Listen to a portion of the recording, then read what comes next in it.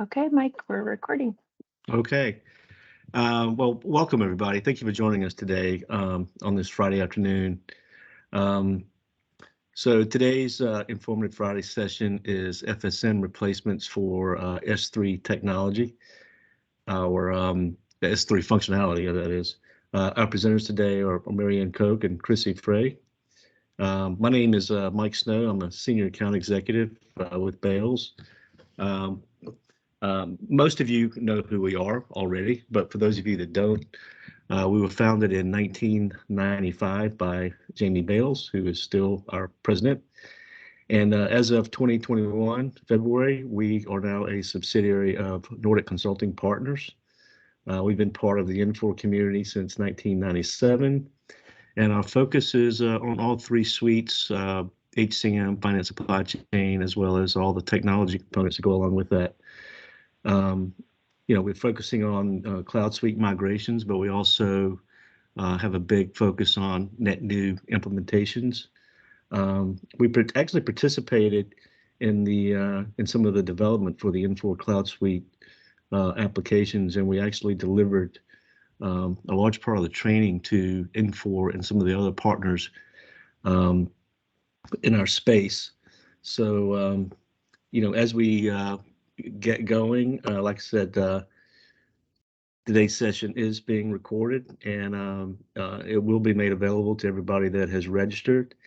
If you haven't registered and you're on the call, if you want to get the link, just email Molly Valesco, and she will make that available to you.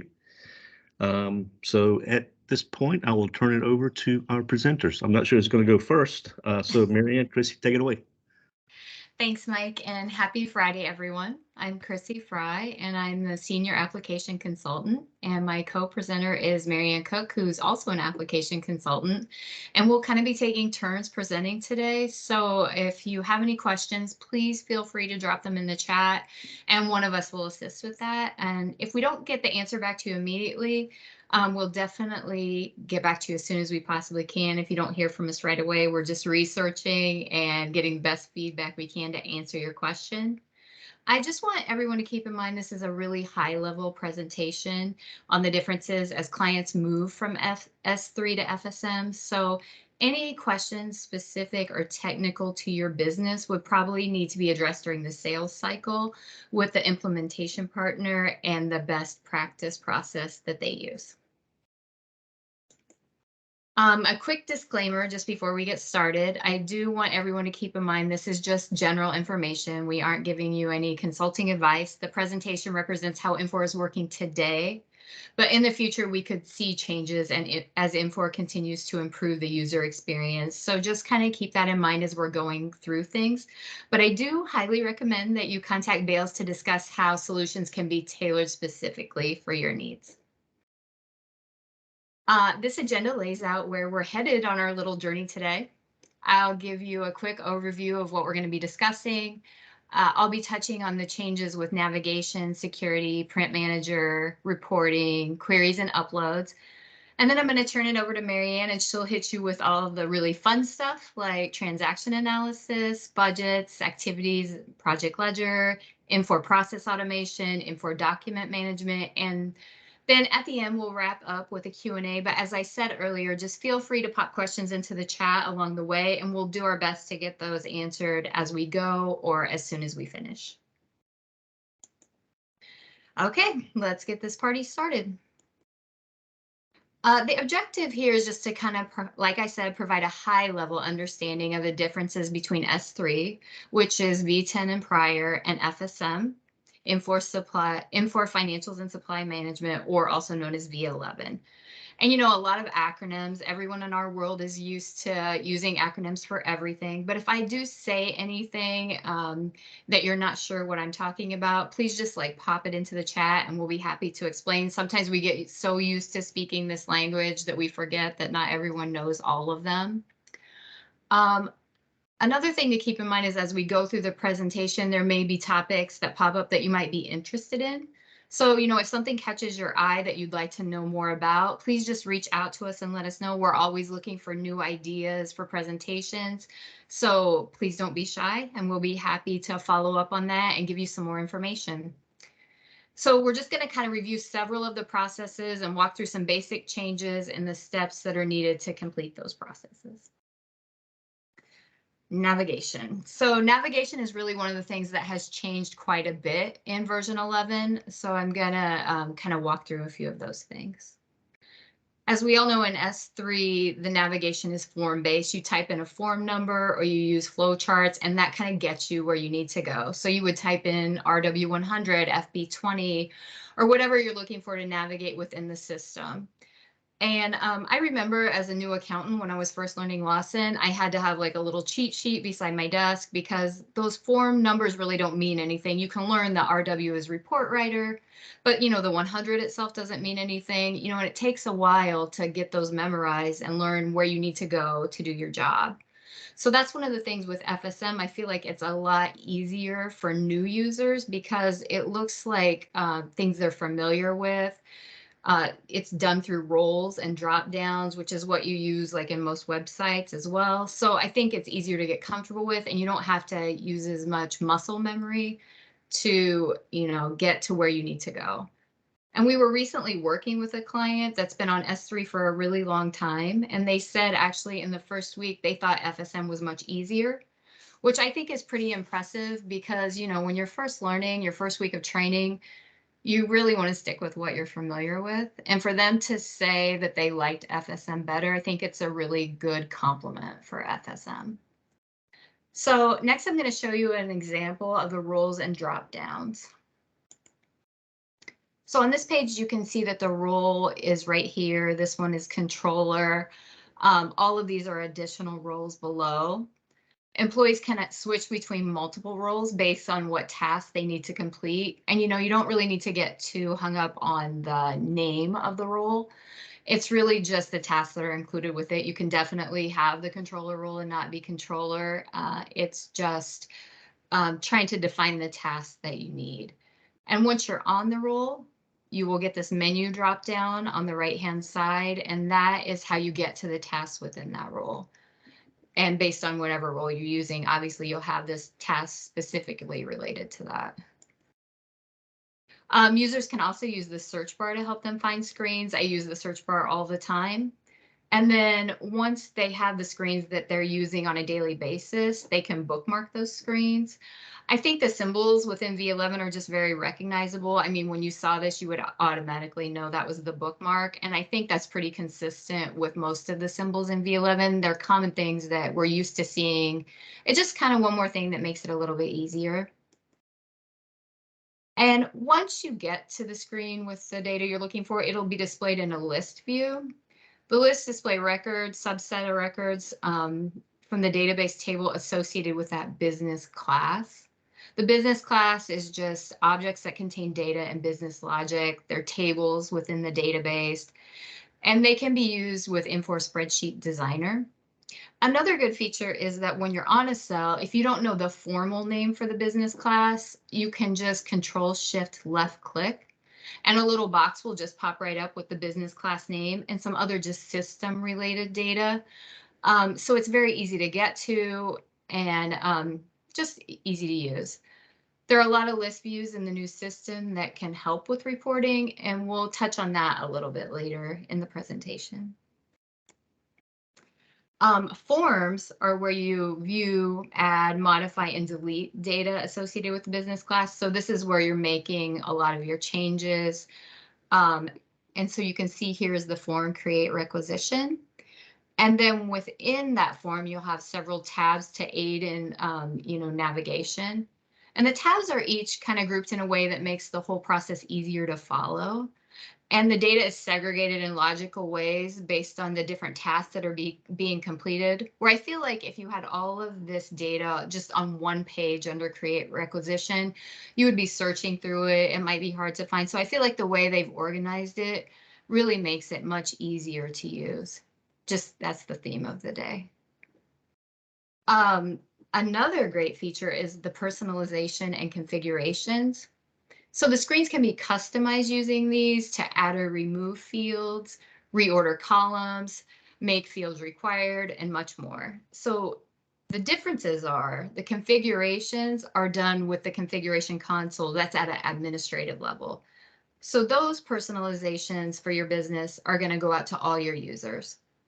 But just individual personalization is made at the user level, and this actually overrides any other changes.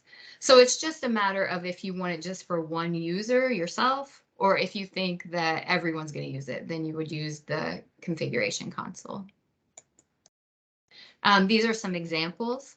I'm not sure if you can tell, but on this top, this is just the standard list without any changes. And on the bottom list, I've added this last column, which is the global ledger system code. So a reason for doing this would be, for example, this global ledger system code. If I wanted to pull this data into Excel and sort by the system that the data was coming from. So I know in accounting, if I was doing variance analysis, I might want to know if it's coming from AP or GL or a cost allocation. So I could add this column and then I could sort by it, but not everyone might want that data. Another thing that I think is really good is that you can delete columns you don't want. I know doing analysis, sometimes you're just deleting the same columns over and over that are pulled in on a standard form, trying to get it to fit on one page, or just, you know, it's not useful data to you. So being able to personalize it and not have to constantly redo that formatting every time you're pulling data down, I think is something that's really useful, especially doing analysis. Just something to be aware of is that if you have individuals that are each doing the same personalizations, you might want to consider just doing a configuration change, because maybe it's something that for your business is very useful and that a lot of people could get benefit from. So then that way you can just push it out to everyone. Another thing to remember is that these configurations and personalizations override any code updates that Infor pushes out. So for users to see new content, the personalizations and configurations need to be inactivated for the given screen. But another thing on the positive side of that is that if you don't want to do that, your personalizations are going to stay. You're not going to have to change them every time Infor pushes out a code update. So, you know, it's just something to be aware of and think of as far as the personalization goes. Okay, security, moving on. This guy, he's ready for the weekend. He needs a break, but security never gets a break. So in S3, security is something that we kind of start off with the user. We determine what screens we want them to be able to view or make changes to, and we're building it up kind of from scratch. Whereas in FSM, the security is more role-based.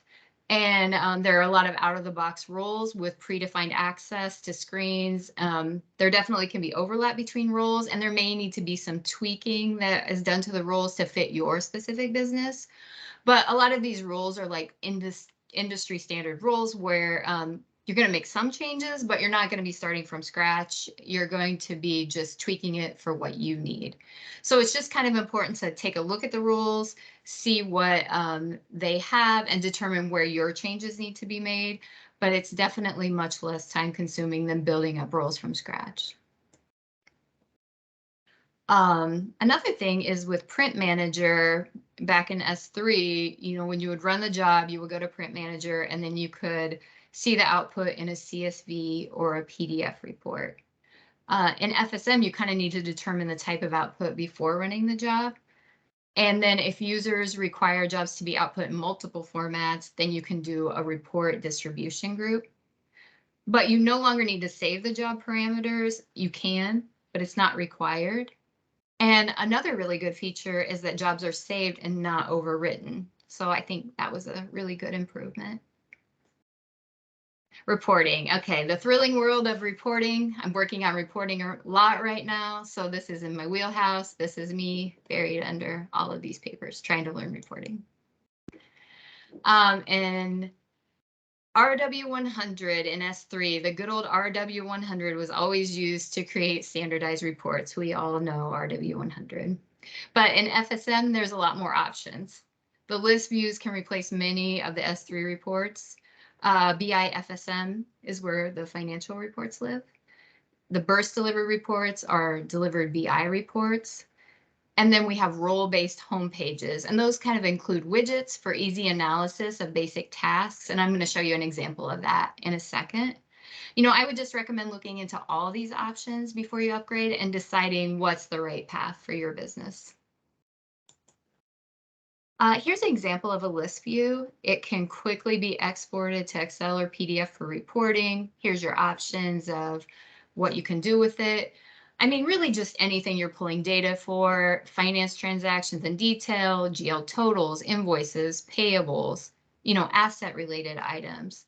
For me, this replaces running a query a lot of the times because you can do this right within the system, put it into Excel, manipulate it as you need, filter, sort, put it in a pivot table, and it's just all right here. You don't have to go to the add-ins. So for me, when you're trying to look at raw data for like variance analysis or finding an issue, this is just a great, quick, and easy way to do it. And here's an example of the home page. It's a great option for things you look at every day. They can be customized for each role. They're right there on your screen, and it gives you a quick visual of the data that you need. So it's just something that can be really useful. Another thing to be aware of to see if it would be a good fit for you. On to queries and uploads. Lawson add-ins, S3, they were used to create and run queries and uploads. And you know, when I started using Lawson, it was really easy for me to use an add-in that someone else had already created if I just had to go in and change some of the criteria. But learning to build them from scratch kind of takes a little more time and experience. So again, I know I've said this a million times, but with FSM, it's just much more user-friendly. It's easy to figure out if you're not familiar with it. The first time I used Infor Spreadsheet Designer, within a day, I was able to change columns, get what I wanted. You know, it's just going to be a lot shorter learning curve than there was with Lawson add-ins. The functionality is really similar, but a few changes and enhancements are that you can key in the business class to get the data table instead of selecting it from a list. Upload columns don't need to be manually mapped. The ISD reads the field names in row 1. ISD is populated in tables within Excel. And I mean, really all the normal Excel features that you're used to seeing, that's what you're going to have here. And it can be saved directly into Excel workbooks. So hopefully I provided useful information for you all. Just like I said, the main theme is that V11 is just a lot more user-friendly and it can be picked up much more quickly by new employees. Again, if you have additional questions, please put them in the chat. And then at this point, I'm going to turn it over to Marianne and she'll take you through the second half of the presentation. Thank you, Chrissy. I am sure many of the finance folks recognize this screen. Good old GL90, right? Yeah. GL90 provides the beginning, ending, and change for a company, accounting unit, account, sub-account, and then displays the transaction detail below. In FSM, the account analysis report, which displays balances and drill down capabilities. Not only can you view the qualified account, but you can also view the report based on summaries built in the chart of accounts or departments. So that's really cool. This screen displays account analysis settings. So you have to set the settings before you can actually run the report. And this can be saved for recurring use. If I need to look at a summary medical supplies each month, I can have a report ready to be used, and all I have to do is change the period. I can have multiple reports saved for a number of different analysis for month end. I myself could have used this in my old S3 world, let me tell you. So here's an example of an account analysis report displaying the beginning balance, ending balance, and the activity of an account. I could have chosen a summary count of overall expenses, drilled down to a summary medical supply account, and then further drill down to the medical supply account.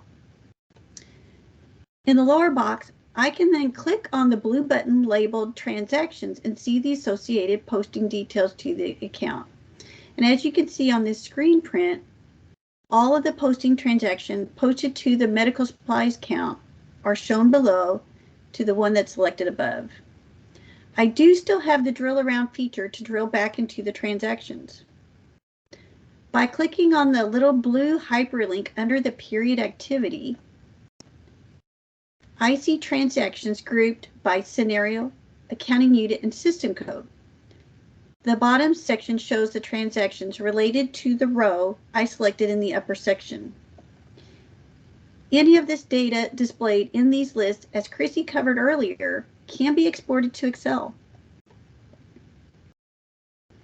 Here are a couple of more display option lists.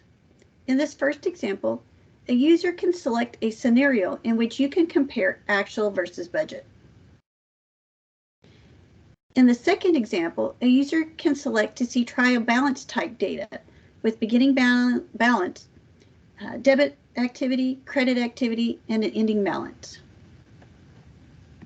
Okay. So budgets, this is the crystal ball area, right? In S3, budgets were stored in FB20 and could be modified in FB20 or FB40. In FSM, budgets are stored in scenarios.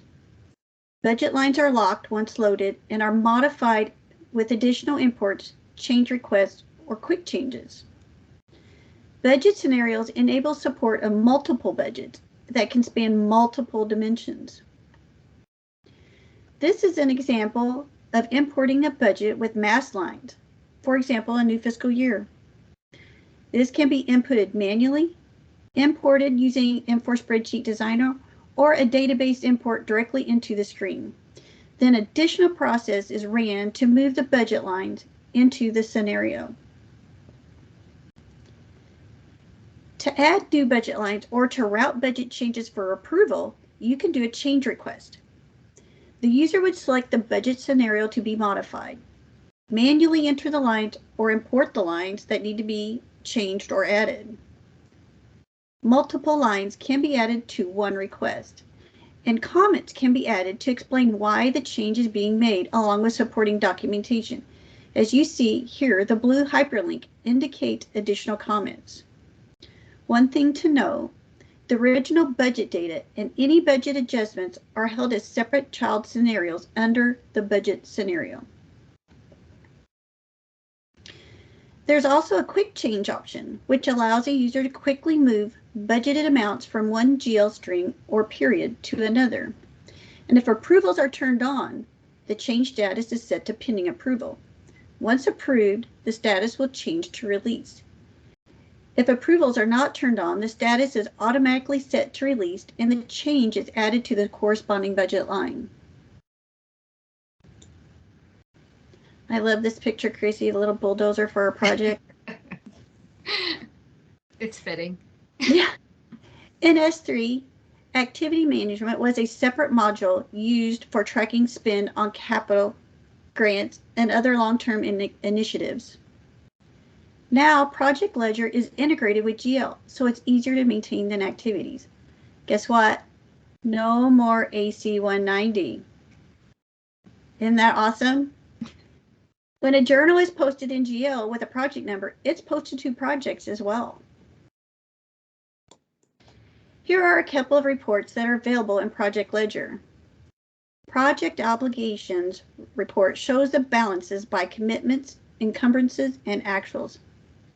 Total obligations are then compared to budget and provide remaining budget.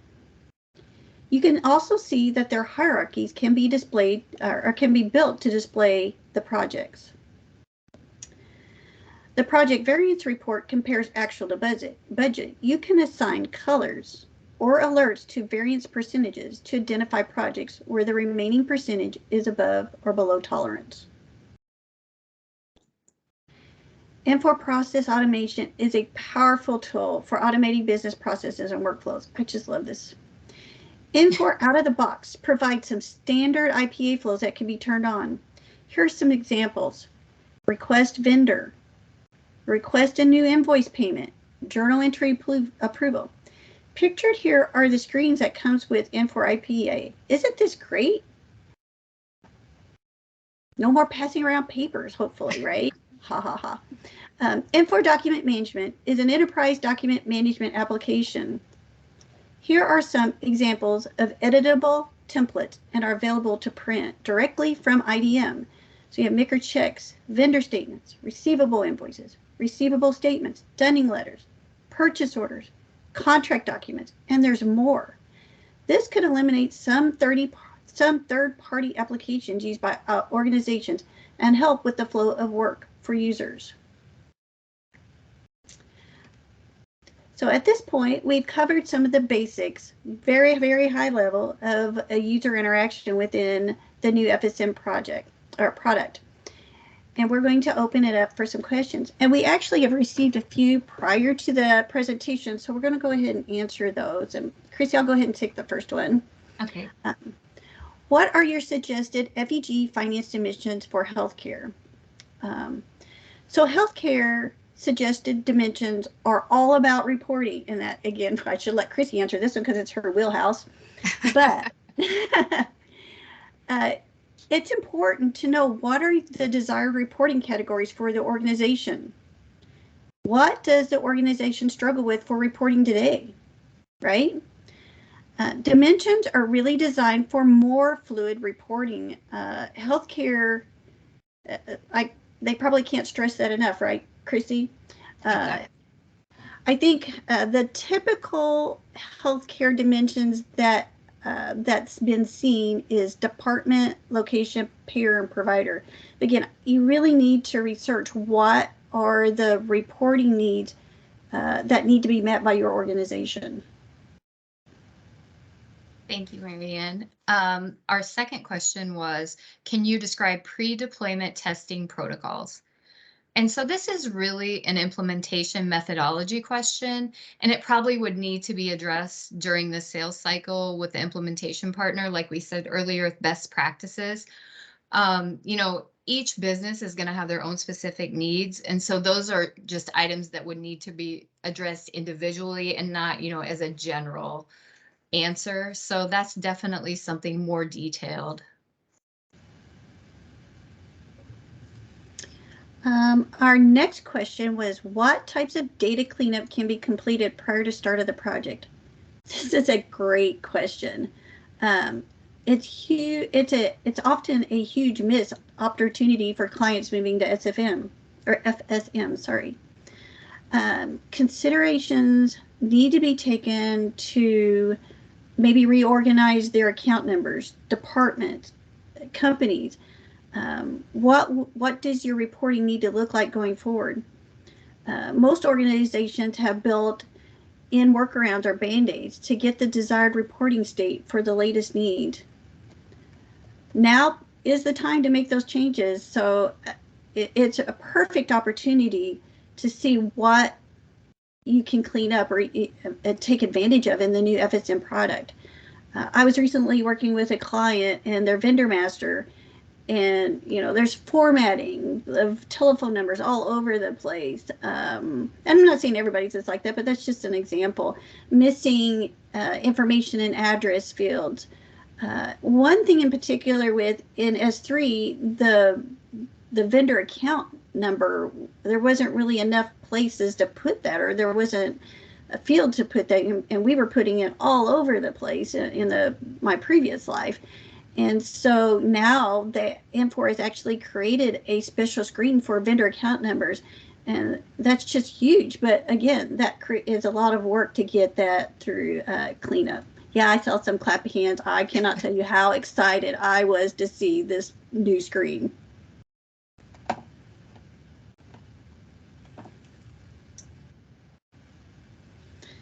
Chrissy, do we have any other questions? Or I don't think so. I think they've been answered.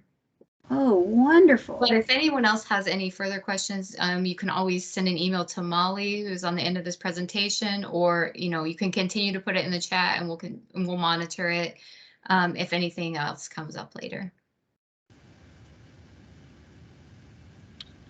Great job, guys. Yeah. Thank you. So yeah, thanks, Chrissy and Marianne, and everybody that joined us today. I hope it was very informative, and like we said, continue to add questions to the chat, and we'll get around to answering them. Our next event is next Friday, the 29th, and it's going to be the final event for the quarter, and that's going to be benefits of supplier portal. If you want to register, you can go to our website or you can email Molly. And then our next quarterly series starts in July. I wanted to also, I don't know if we got a slide. There we go. I urge you to take advantage of the Coffee with Consultants, but you can drink anything you want. We just call it Coffee with Consultants, and it's a free 1.5 hour session on any topic. Just let us know what that is, and we will get you connected with the appropriate person, just to help you with whatever you might be struggling with. So please take advantage of that. It's something that we look forward to working with you on. So there's Molly's contact information. So feel free to reach out. And thank you everyone for joining us today. Thank you. Thank you guys. Great job. Thanks everybody for joining.